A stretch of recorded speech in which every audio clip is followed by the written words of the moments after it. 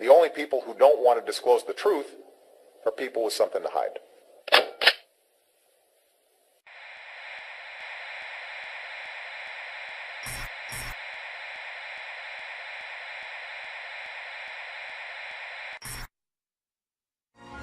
I appreciate him coming on short notice. He is a best-selling author and one of the head researchers over at WorldNetDaily.com. He's a frequent contributor to our radio and TV show here at Infowars.com. Dr. Jerome Corsi received his Ph.D. from Harvard University in political science at 72. He's currently senior staff reporter for WorldNet Daily. He's also an investigative reporter. He's written a bunch of #1 best-selling New York Times political books that have changed the outcome of elections. And I want to have him with us here today to get into Ted Cruz, the libertarian conservative revolution, the Gallup poll showing all-time no trust in government, and so much more. But Dr. Corsi, you were on Monday, and maybe one out of, it's got to be 500 videos get censored by YouTube. And YouTube's a large part of our outreach. We've reached conservatively with our channels 500 million people just with our channels. We've got 330-something million on one channel. We have films that get seen 20, 30, 40 million times on other folks' channels. So it's an important outreach to people that don't listen to talk radio. And every time I talk about Saudi Arabia funding terrorism, which is on record, every time I talk about Obama connected to funding terrorism, we're seeing censorship. They have blocked the video on my smartphone and other smartphones, and on regular computers it says breaking, Obama linked to Kenyan mall massacre revealed. And we show all the links and the history and Odinga and being with the radical Muslims and Obama funding the Muslim Brotherhood out of Kenya that you wrote about a month ago, and it's in the Egyptian press. So I want to give you the floor for the 8 minutes. I'm not going to interrupt you until we go to break because I want you to hear what you really have to say, because you always bring up so much, it makes me bring up other points. I'm going to give you the floor, sir. Well, okay, and to go over this type of censorship we're seeing and any new developments that are unfolding, then we'll go to break, then we're going to come back, and we're going to go into some of the other things that are happening political. But Dr. Corsi, go ahead. Well, the main links here are that Kenya, of course, which is what Obama claims is his, the country of his father. Obama, going back to Odinga, who is the Luo tribe member, as Obama's family was Luo tribe, in the run-up to the election in 2007, Obama and Odinga were close. Obama was in Kenya in 2006 before he ran for election and made contact with Odinga. Odinga signed an agreement. It was first a secret agreement, then it was brought forward to the public in Kenya with radical Islamicists in Kenya, saying that if they would support Odinga, he would sway the government to accommodate Islamist interests and would work with this new constitution to put increasingly Kenya under Sharia law. Well, the Odinga did not win the election. And as part of the plan that had been discussed with Obama, and I documented that back in 2004, going forward, 2008 election, that Obama and Odinga were going to have this violence, which Odinga had. The Luo tribe members rose up against the Kikuyu. People were killed. Christians were burned in churches in Kenya. Obama did not condemn the violence. He used the violence to advance the career of Odinga.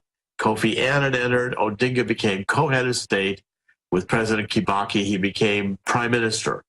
And then rolling forward, when Obama is president, we're putting all kinds of foreign aid into Kenya. We are actually using U.S. public money, taxpayer money, to fund the Constitution passing, this new Constitution pressed by Odinga, which opens up, again, Kenya to Sharia law, which invites in various Islamic factions.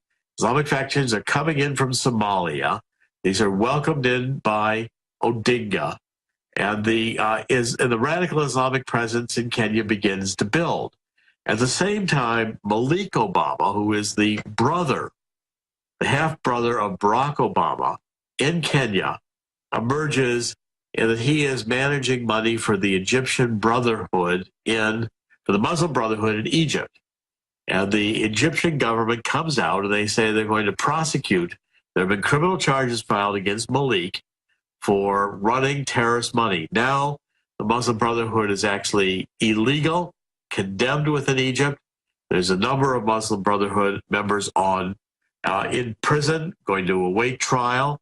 The government, and this new government, the military government, has announced that they will reveal the links of Obama, president in the White House, supporting through his brother Malik, the Muslim Brotherhood interests in radical Islam throughout Egypt, throughout North Africa, and into Kenya.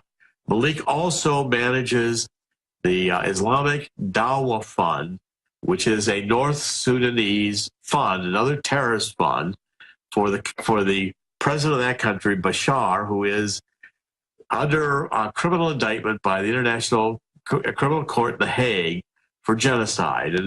And Malik Obama has these deep ties. He's running a fraudulent 501c3 in the United States, named after his brother, the Barack H. Obama Foundation, that Lois Lerner gave retroactive determination letter so that it was a tax-free organization, tax-exempt organization. And now Obama has signed orders 2 weeks ago to openly arm terrorists. He's so evil and so gangster and so corrupt and getting away with everything. I can't even believe it's gotten this wild, and that he actually, for all intents and purposes, Obama is the head of al-Qaeda worldwide. Well, I've said that. I've said basically we are al-Qaeda. People got to understand we've become al-Qaeda. The United States has been funding al-Qaeda, certainly since before Gaddafi fell. What we were doing with Benghazi, because remember, Ambassador Stevens came into Libya through Benghazi before we had diplomatic relations with Libya. And what he was doing was working with the al-Qaeda factions, the radical Islamic factions. The Obama administration was arming these factions. We were producing weapons so they could oppose and depose Gaddafi. Once Gaddafi was deposed and the radical al-Qaeda forces took over Libya, and now Ambassador Stevens is ambassador. He's again in Benghazi, and we're running guns now from Libya to al-Qaeda and the jihadis, and sending terrorists from Libya via Turkey and arms into Syria, where we're backing the al-Qaeda forces again, just as we back the Muslim Brotherhood forces throughout northern Africa. And again, these are all radical jihadist factors.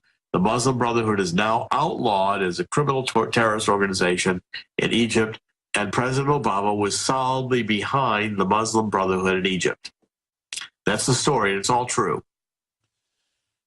And when you say we're behind al-Qaeda, obviously criminal elements in the government centered around Obama, and it goes back before that, but why would they calculate to stir up a Sunni Shiite civil war across the Middle East, offensively with the West committing war crimes, arming al-Qaeda, to start the fight under common law and international law that is a war crime?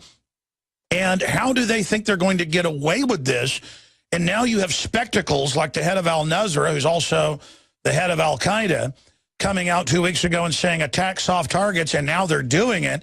And then Obama's half-brother is involved funding these groups, and it's public. I mean, I just can't believe how naked they are. They're not even trying to hide it. I mean, Reagan arming the Contras was nothing compared to this. I mean, why are they so arrogant?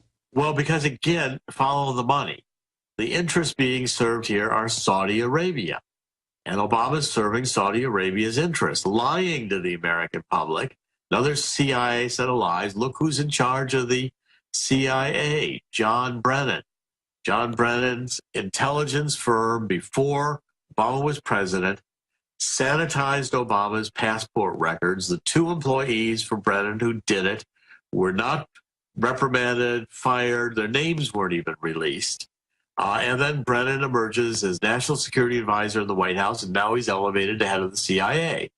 The only benefit here is that Saudi Arabia wants to destabilize the Middle East in favor of Sunni groups, Sunni radical groups that can oppose the Shiites in Iran and any forces tied to the Shiites like Assad in Syria. And the reason for this is oil. It's money in oil. Saudi Arabia wants to keep the price of oil high. They don't want any competition. They want the United States serving their oil interests. That's right. Dr. Corsi, stay there. We're going to come back.